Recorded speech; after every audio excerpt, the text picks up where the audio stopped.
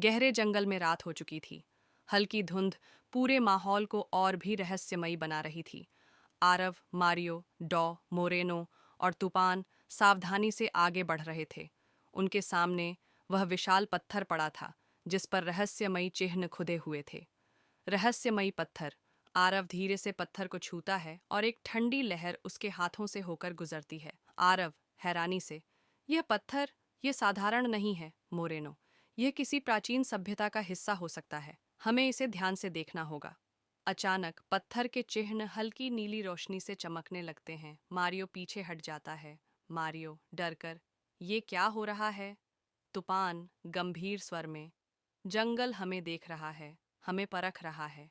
पत्थर के पीछे का रहस्य। जैसे ही रोशनी और तेज होती है, पत्थर पर बनी आकृतियां बदलने लगती हैं। ऐसा लगता है जैसे वे कुछ दिखाने की कोशिश कर रही हैं।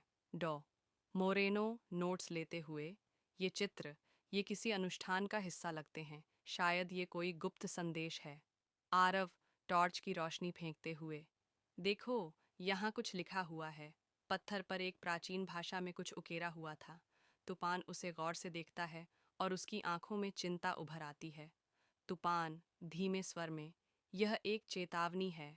यह कहता है कि जो भी इस सीमा को पार करेगा, उसे जंगल की परीक्षा देनी होगी।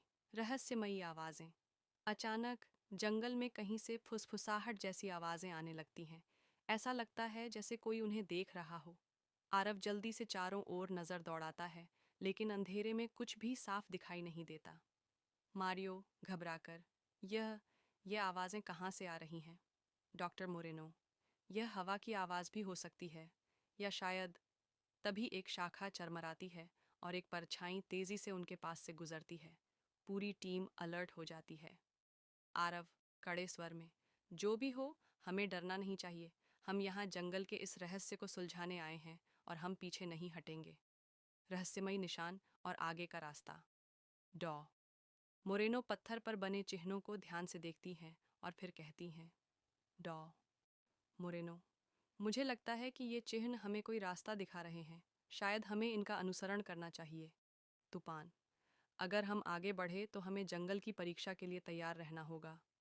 आरव एक गहरी सांस लेता है और फिर मुस्कुराकर कहता है, आरव, हमने अब तक जितना देखा है, उससे यही समझ आता है कि यह जंगल हमें रोकने की कोशिश कर रहा है, लेकिन हम नहीं रुकेंगे। टीम आगे बढ़ने के लिए तैयार होती है, लेकिन तभी जंगल में दूर से वही ढोल की धीमी आवाज़ फिर से सुनाई देने लगती है, जैसे कोई उनकी मौजूदगी का एहसास करा रहा हो। स्क्रीन धीरे धीरे काली हो जाती है और लिखा आता है, आगे क्या होगा? क्या आरव और उसकी टीम इस जंगल की परीक्षा को पार कर पाएगी? जानने के लिए बने रहें।